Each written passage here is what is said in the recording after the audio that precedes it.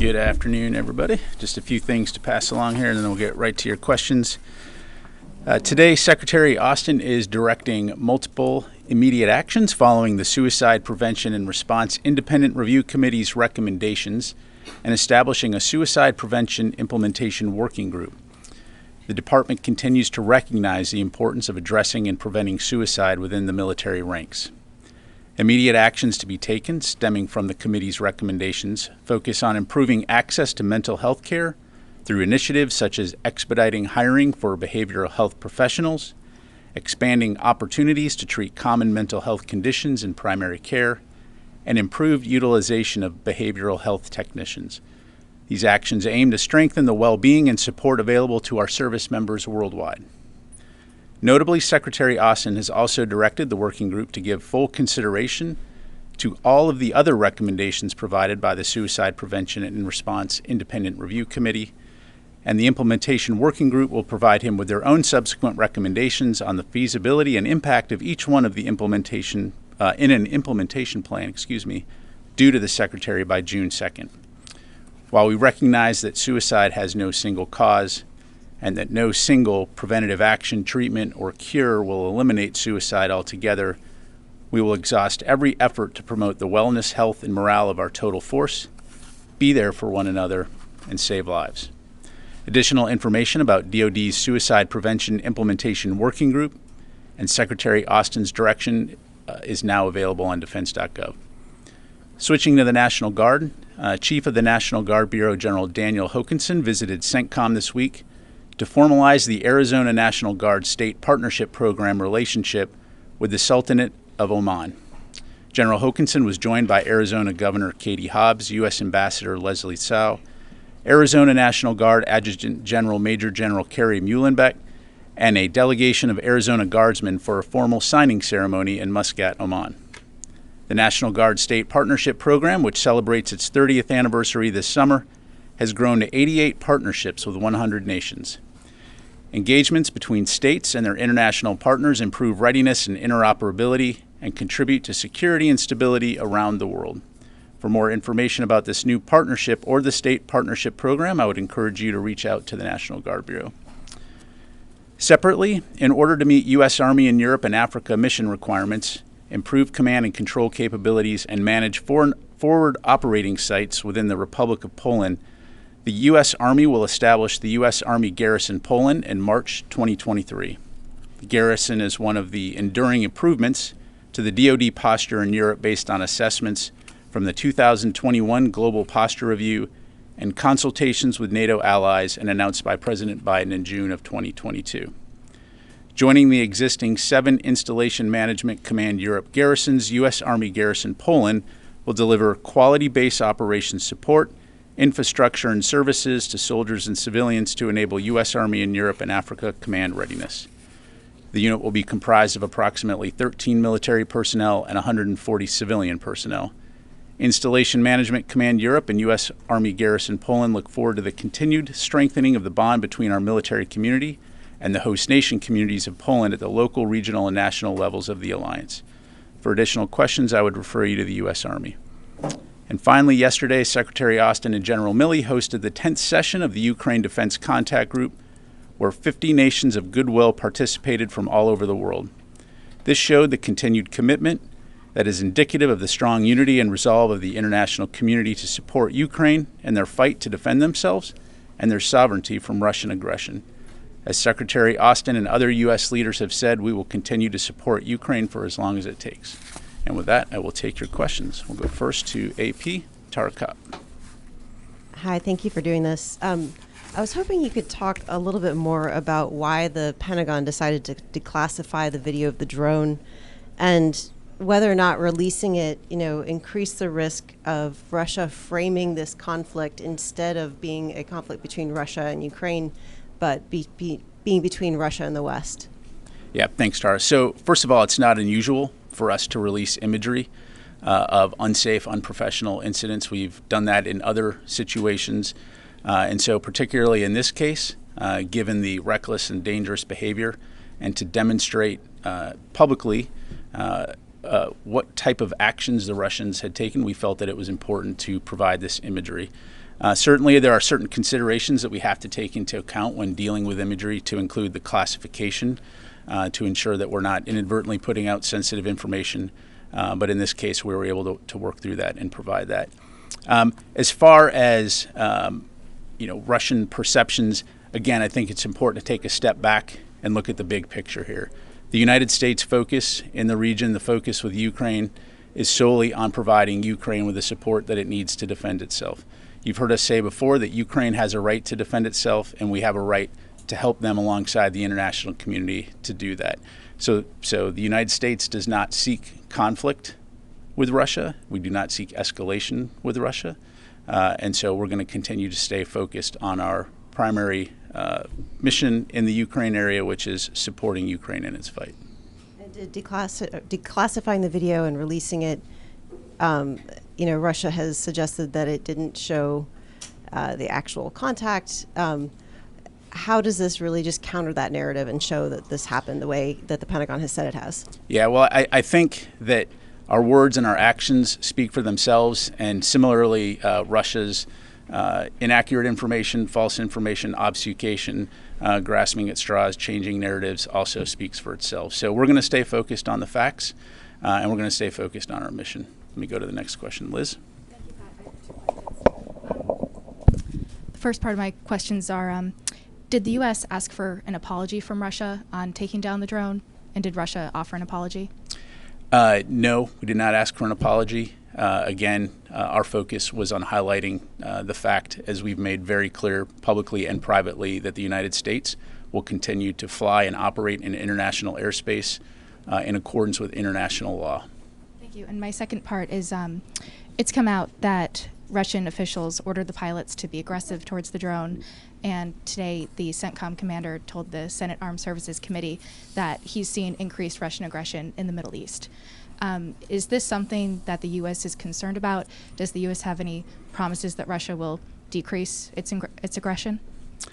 So, Liz, what I would tell you is that, again, our focus is on conducting our operations in support of our national security interests, our allies, and our partners around the world. Ultimately, the Russian military and the Russian government is responsible for its own behavior. And when that behavior is unsafe and unprofessional, we're going to call it out, as we've done in this case. And so that will continue to be our focus. You've heard Secretary Austin, you've heard General Hecker in Europe, and others call on the Russians to be safe and professional in conducting their operations, and that would be the expectation going forward. Thank you. Will? So Secretary Austin has said that the U.S. will continue to fly wherever international law allows. In light of that, has the U.S. operated MQ-9s over the Black Sea since the collision and crash? So I'm not going to get into talking about specific missions, routes, timelines of operations. I think Secretary Austin was pretty clear that we're going to continue to fly and operate in international airspace where international law allows, and that includes the Black Sea region. Thank you. Travis. Thanks, Pat. I had a couple questions about the suicide working group. I think I heard you say that the Secretary is immediately implementing some of the recommendations, but the working group is going to be looking at the other recommendations.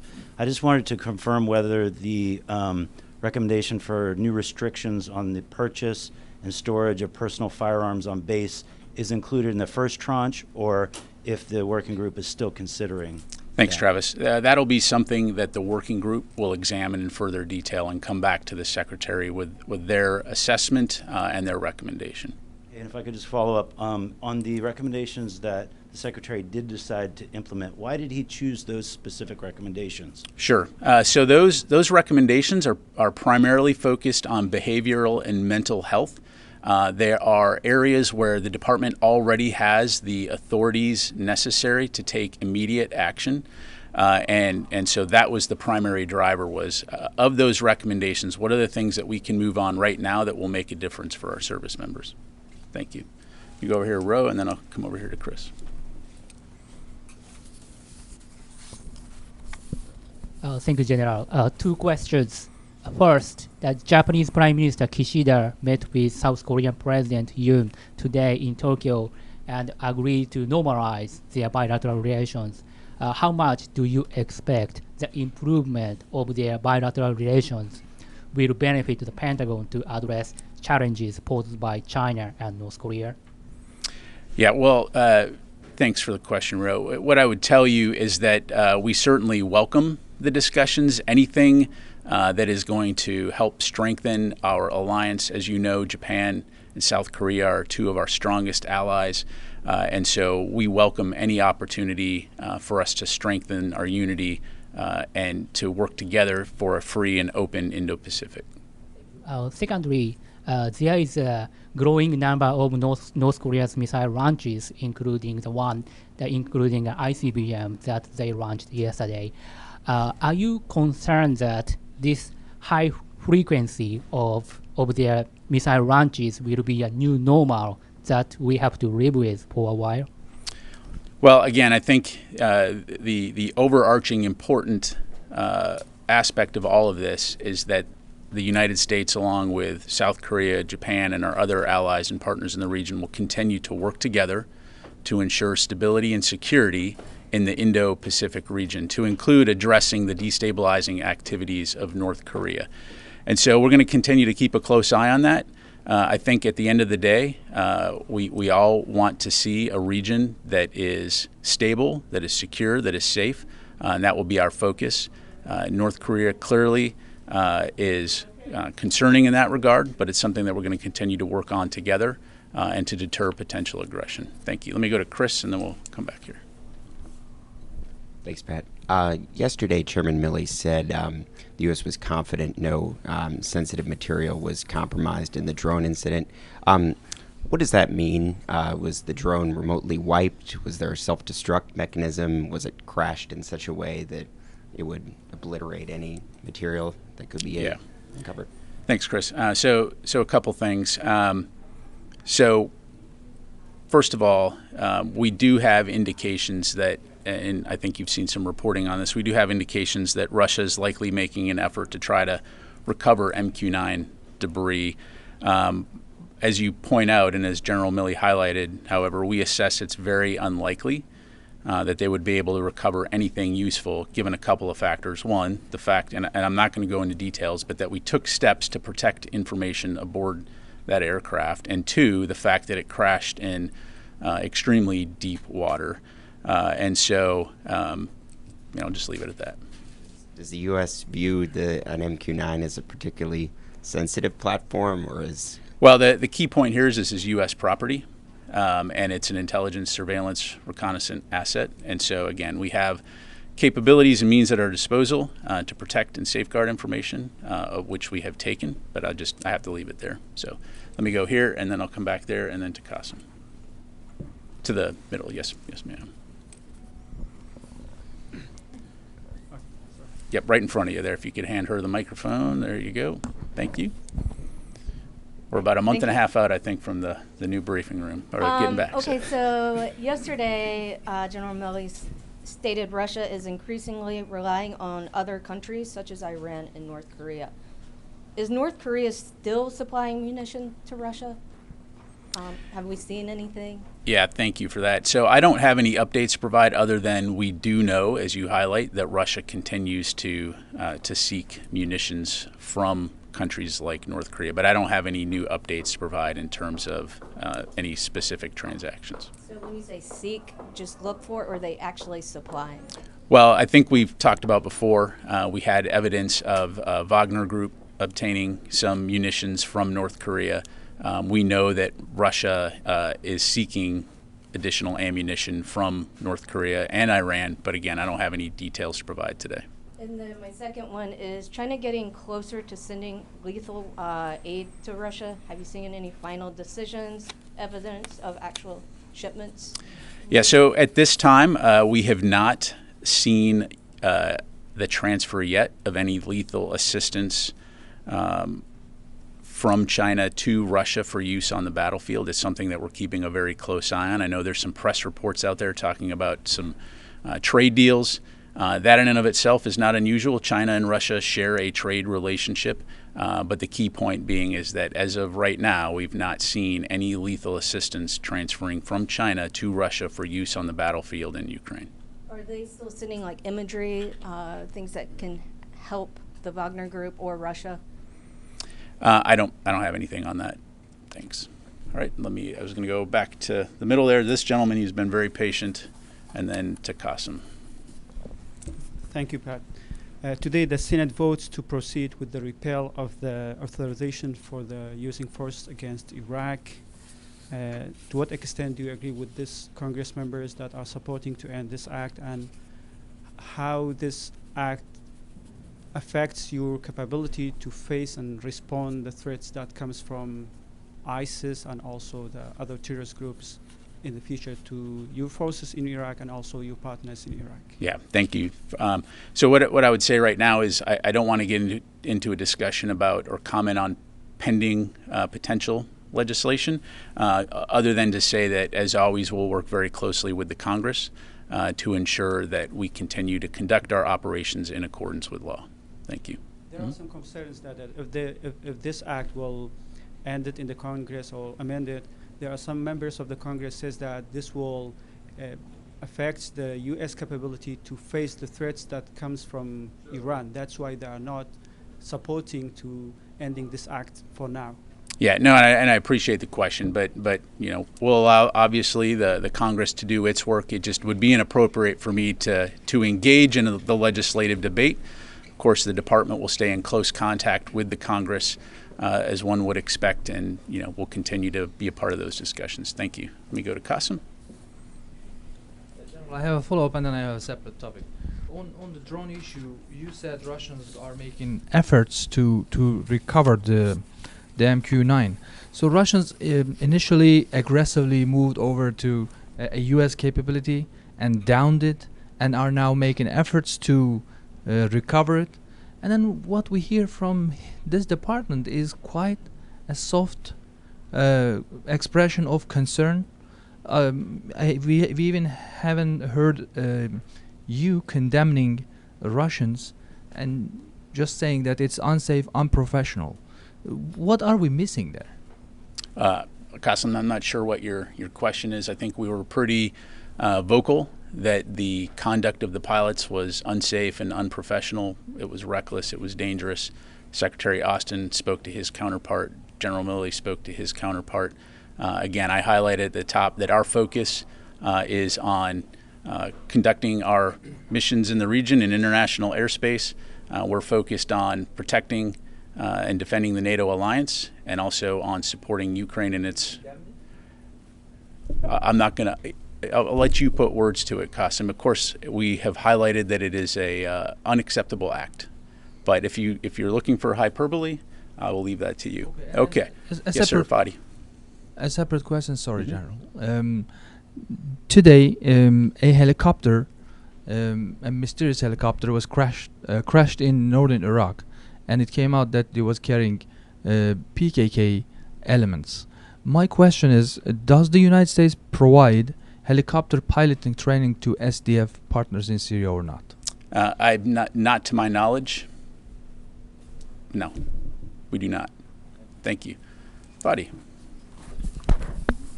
Thank you, General. Just want to follow up on the drone issue incident. So, first question yesterday, the last assessment we heard is it's not clear whether this collision was intentional or not. Do you have an update on this assessment, whether the Russians did this on purpose? And the second question is, the indications that the Russians might be trying to recover some of the debris. You talked about deep water in the Black Sea, but are you ruling out maybe the Russians being able to use some technology or divers to be able to recover the debris? Thank you. Yeah, thank you. So on the latter part of your question, I don't want to speculate. Again, this is U.S. property, but it's our assessment, again, that it is very highly unlikely that even if they were to recover it, that there would be anything useful in that regard. In terms of was this intentional, I'll tell you what we know and what we don't know. We do know that this aggressive behavior was intentional on the part of the pilots. Whether or not they hit the drone on purpose, we don't know. But it clearly demonstrates either poor airmanship or reckless behavior because just from an airman standpoint, why would you hit another aircraft with your aircraft in the sky? And so again, reckless, dangerous, unsafe, unprofessional behavior, which is why again we have called on the Russians to conduct their operations safely and professionally. Thank you. Come back here. Let me go here. Sorry, Joe. We'll go here and then we'll go here. I have two questions. First question is Senator Mitt Romney and Jean Shaheen reintroduced their bipartisan legislation that would direct the administration to develop a strategy toward the Black Sea region. So do you believe, General, that the recent strategy need to be developed or more be specific? Thank you for the question. So we would need to take a look at that. I don't have that in front of us. You know, clearly we have a force presence around the world and take into account under the National Defense Strategy why we're operating, where we're operating. I can tell you that when it comes to the Black Sea, it is a critical international seaway that supports many of our NATO allies, and so we're going to continue to operate over that area for the reasons that I highlighted in support of our NATO alliance, and also as we conduct ISR operations in there as part of our national security interests. Thank you. My second question is, Ukrainian military officials are saying that they see Russia increasing its marine presence in the Black Sea. What will be your reaction? Is it need to be there in a higher up tempo as well? Thank you. I really don't have a comment on that. It's not surprising that Russia maintains a presence in the Black Sea. They have for some time, but I don't have any specific comment to provide on Ukraine's assessment. Let me go to Joe. Thanks so much. At the risk of splitting hairs on the AUMF question, could I ask, what is the Secretary's position on AUMF repeal? Not necessarily your position, but has the Secretary been asked to weigh in on Capitol Hill? What's his position on repeal? Yeah, again, without getting into the pending legislation, the Secretary is certainly supportive of any discussions that Congress would have on the AUMF. Thank you. I'll go to Ro. Yeah. Thank you so much, General. I have a follow-up question on North Korea. While U.S. and ROK conducts military exercise, North Korea reacts harshly and launched ICBM yesterday. How do you think U.S. ROK bilateral cooperation and U.S. ROK Japan's trilateral security cooperation can work to deter North Korea's further provocations? Okay. Let me just make sure I understand. So you're asking, in light of North Korea's provocations, how can a Japan, South Korea, U.S. alliance exercises work? Is that what you're? Yes. So North Korea reacts to the U.S. ROK's military exercise. So how such kind of security cooperation can work to deter North Korea? Right. So I think again, it's important to just kind of take a step back here, and the exercises that the United States conducts with Japan and with South Korea are defensive in nature and meant to bolster our interoperability and meant to deter potential aggression in the region. And so that's first and foremost. And so in terms of North Korea's reactions to these types of exercises, as you heard me say before, not only is it inappropriate, it's destabilizing and concerning, clearly, to those in the region. But I think what's important for people to understand is, one, deterrence continues to work. Despite launching missiles into the ocean, North Korea is not attacking, and nor should they, and that the United States, Japan, South Korea, and other allies and partners in the region will continue to work together to extend that deterrence and to keep our countries safe. Again, with the ultimate objective here being a secure, safe, prosperous, free and open Indo-Pacific region. Thank you. Moshe? Thanks. Back to the MQ-9. Is there any indication that the Russians have already picked up debris from the area? I've seen some press reports to that effect, but I can't corroborate any information whether they have or have not. And then separately, have allies offered to send units to help with the recovery efforts? I don't have anything to announce, Moshe. I'd allow our allies to speak for themselves in that regard. In terms of U.S. recovery operations, as you've heard us say, we're assessing options, but I don't have anything further on that right at the moment. One more really quick. Has the U.S. requested to transfer through the Bosphorus Strait? Not to my knowledge. Yep. Matt. Time for a few more here. Thank you, Pat. On that wreckage, has the U.S. or will the U.S. make any requests of the Russians that if they're able to salvage any significant portions of the MQ-9 that it be returned as a matter of good faith? And has there been any discussions of recompense, given that this is a quite expensive piece of equipment? Not to my knowledge. Okay. Secondly, General Milley yesterday talked about this incident as part of a wider pattern of behavior by Russia. Is there any indication that you see that this incident and others like it are coming from a standing order or being encouraged in any way from high levels of the Russian government? Yeah, thanks, Matt. So, so the short answer is I don't know. Clearly, as General Milley highlighted, we've seen an uptick in this type of aggressive behavior.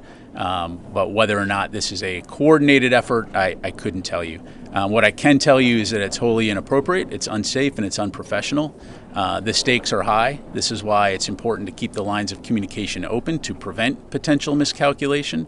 And we'll certainly do our part in that regard to continue to fly, sail, and operate safely and professionally around the world. Thank you. All right. Okay, last question. 2 more. Yep, go ahead, sir. Thank you, General. I'm Taro from Nippon TV. So yesterday, North Korea launched intercontinental ballistic missiles, and it's for higher than 6,000 meters for about 70 minutes. So does DoD think any evolution of this kind of technology? Again, it's something that we obviously observe every time North Korea conducts a launch. We closely observe it, monitor it. But I'm not going to get into the specifics on their capabilities or talk about our assessment of those capabilities. Thank you. And last question. Yes, ma'am.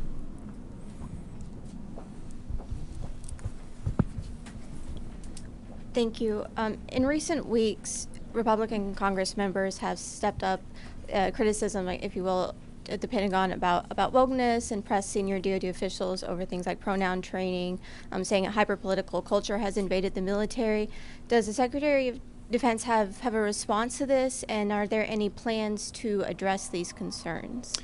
Yeah, so I'm not going to get into what individual political members of Congress, those running for office are saying.